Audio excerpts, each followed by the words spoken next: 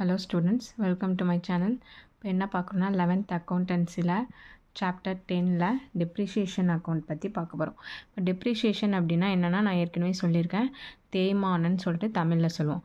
இப்போது நம்ம ஒரு அசட் பர்ச்சேஸ் பண்ணுறோம். இப்போது பைக் பர்ச்சேஸ் பண்ணுறோம் அப்படின்னா அது என்ன ஆகும், அதோட வேல்யூ நம்ம இதை சேல் பண்ணும்போது அதோட வேல்யூவோட கம்மியாக தான் நம்ம சேல் பண்ணுவோம்.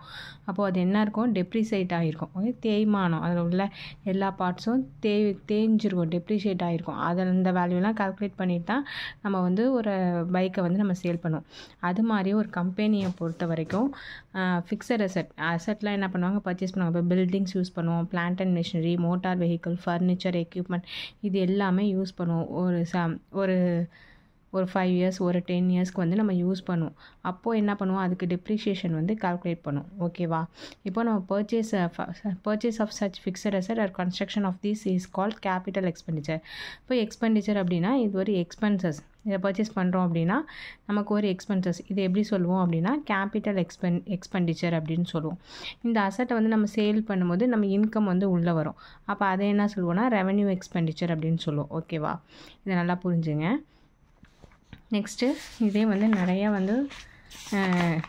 மெத்தட்ஸ் கொடுத்துருக்காங்க.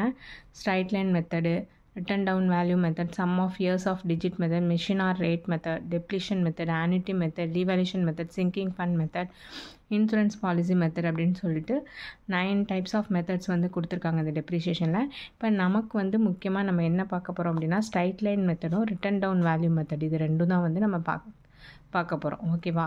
ஃபர்ஸ்ட் ஒன் பாருங்கள், ஸ்ட்ரைட் லைன் மெத்தட் பார்க்க போகிறோம்.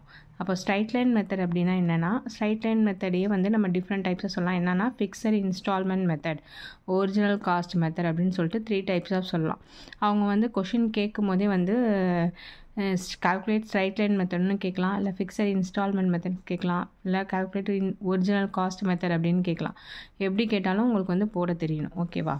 இப்போ இதுக்கான ஃபார்முலா என்னன்னு பார்த்தீங்கன்னா, அமௌண்ட் ஆஃப் டெப்ரிஷியேஷன் கண்டுபிடிக்கணும், ரேட் ஆஃப் டெப்ரிஷியேஷன் கண்டுபிடிக்கணும். ஓகேவா? ஸ்ட்ரைட் லைன் மெத்தடை பொறுத்த வரைக்கும் அமௌண்ட் ஆஃப் டெப்ரிஷியேஷன் கண்டுபிடிக்கணும், ரேட் ஆஃப் டெப்ரிஷியேஷன் கண்டுபிடிக்கணும். இப்போ amount of depreciation per year 1 இயருக்கு ஒன் டைம்ஸ் தான் என்ன பண்ணுவோம், டெப்ரிஷியேஷன் கால்குலேட் பண்ணுவோம். இப்போ அதுக்கு என்ன ஃபார்முலா அப்படின்னா original cost of the asset, அந்த அசட்டோட ஒரிஜினல் காஸ்ட்டை நம்ம பர்ச்சேஸ் பண்ணியிருப்போம்ல, பர்ச்சேஸ் பண்ணும்போது அதோட பார்ட்ஸுக்கான இன்ஸ்டலேஷன் சார்ஜஸ் எல்லாமே இருக்கும். அது எல்லாத்தையுமே சேர்த்து தான் original cost minus residual estimated scrap value. இப்போ ஸ்கிராப் வேல்யூ அப்படின்னா அவங்க இப்போ 1 இயர் ஆகிடுச்சு அப்படின்னா அதுக்கு ஒரு வேல்யூ அவங்க கொடுத்துருப்பாங்க. இப்போ 5 இயர்ஸ் அசட்டோட வேல்யூனா அதோட ஸ்கிராப் வேல்யூ இவ்வளோ அப்படின்னு சொல்லிட்டு கொடுத்துருப்பாங்க. அப்போ அதை என்ன பண்ணுவோம், மைனஸ் பண்ணுவோம். அதை ரெசிடுவல் வேல்யூன்னு சொல்லுவோம், எஸ்டிமேட்டட் ஸ்கிராப் வேல்யூன்னு சொல்லுவோம். அதை மைனஸ் பண்ணிவிட்டு டிவைட் பண்ண போகிறோம் estimated useful life of the asset in year. அவங்க சம்லேயே கொடுத்துருப்பாங்க, இவ்வளோ இயர்ஸ்க்கு தான் அது யூஸ் பண்ணுவோம் அப்படின்னு சொல்லிட்டு அந்த இயர்ஸோட நம்ம டிவைட் பண்ணோன்னா நமக்கு அமௌண்ட் ஆஃப் டெப்ரிஷியேஷன் கிடச்சிரும். ஓகேவா? நெக்ஸ்ட்டு ரேட் ஆஃப் டெப்ரிஷியேஷன் கண்டுபிடிக்க amount of depreciation per year. இப்போ நம்ம கால்குலேட் பண்ணோம்ல அமௌண்ட் ஆஃப் டெப்ரிஷியேஷன், அதுலேருந்து டிவைடட் பை ஒரிஜினல் காஸ்ட் என்ன கொடுத்துருக்காங்களோ அதை டிவைட் பண்ணிவிட்டு இன்ட்டு 100 போட்டிங்கன்னா ரேட் ஆஃப் டெப்ரிஷியேஷன் அதாவது பர்சன்டேஜ் நமக்கு கிடச்சிரும். ஓகேவா? சம் போட புரியும். பாருங்கள், இல்லுஸ்ட்ரேஷன் 1 பாருங்கள். On 1/1/2017, a firm purchased a machine at a cost of rupees 1 lakh. 1/1/2017 அன்றைக்கி ஒரு கம்பெனி என்ன பண்ணுறாங்க, மெஷினை பர்ச்சேஸ் பண்ணுறாங்க 1 lakh. Its life was estimated to be 10 years with a scrap value of 10,000. அதாவது ஸ்கிராப் வேல்யூ அவங்க கொடுத்துருக்காங்க. ஓகேவா? அப்போ ஒரிஜினல் காஸ்ட்டோட நம்ம ஸ்கிராப் வேல்யூவை மைனஸ் பண்ணிக்க போகிறோம். இயர்ஸும் எவ்வளோ இயர்ஸ்க்கு அது கொடுத்துருக்காங்க, இந்த மிஷினை 10 இயர்ஸ் யூஸ் பண்ணலாம் அப்படின்னு சொல்லிட்டு எஸ்டிமேட்டாக ஒரு இயர்ஸ் கொடுத்துருக்காங்க. அதேமாதிரி எஸ்டிமேட்டடாக ஒரு ஸ்கிராப் வேல்யூ கொடுத்துருக்காங்க. இப்போ இதில் என்ன கண்டுபிடிக்க சொல்லியிருக்காங்கன்னா அமௌண்ட் ஆஃப் டெப்ரிஷியேஷன் மட்டும் கண்டுபிடிக்க சொல்லியிருக்காங்க. அமௌண்ட் ஆஃப் டெப்ரிஷியேஷன் கண்டுபிடிக்க என்ன ஃபார்முலா பார்த்தோம், original cost of the asset minus estimated scrap value divided by estimated useful life of the asset in years. ஓகேவா? இப்போ ஒரிஜினல் காஸ்ட் எவ்வளவு, 1 lakh மெஷினை பர்ச்சேஸ் பண்ணியிருக்காங்க. அதோட ஸ்கிராப் வேல்யூ எவ்வளோ இருக்கும் அப்படின்னு சொல்லியிருக்காங்க, 10,000 இருக்குன்னு சொல்லியிருக்காங்க. அப்போ 10,000 மைனஸ் பண்ணிக்கணும், டிவைடட் பை எவ்வளோ இயர்ஸ் கொடுத்துருக்காங்கன்னா லைஃப் ஆஃப் இயர்ஸ் 10 கொடுத்துருக்காங்க. அப்போது 1 lakh மைனஸ் 10,000 போட்டிங்கன்னா 90,000 divided by 10 is equal to rupees 9,000 per year கிடைக்கிது. டெப்ரிசியேஷனோட அமௌண்ட் வந்து ₹9,000 கிடைக்கிது. ஓகேவா? இப்படி தான் கால்குலேட் பண்ணோம். நெக்ஸ்ட்டு illustration 2 பாருங்கள்.